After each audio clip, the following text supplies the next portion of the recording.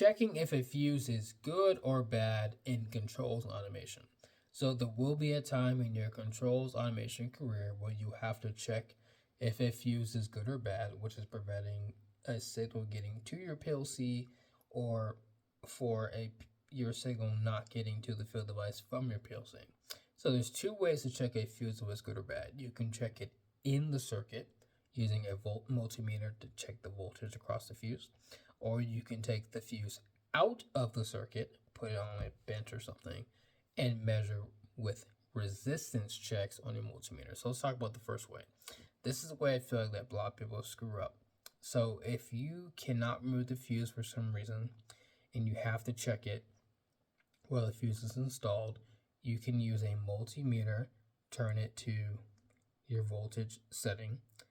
And so when you put your meter leads at the top of the fuse holder and the bottom, if the fuse is good, it's going to read 0 volts. That's a good thing.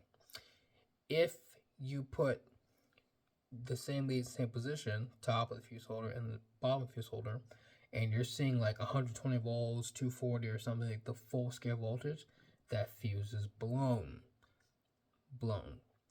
Now, if you take the fuse out of the circuit and you take your meter to resistance to ohms and you put your leads at the top of the fuse and the bottom, and your meter is reading OL, open line, I've heard it, overload, or there's another one I can't remember.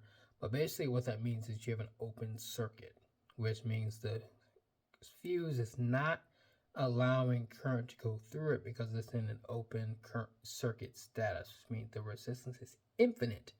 So the fuse is bad, replace it.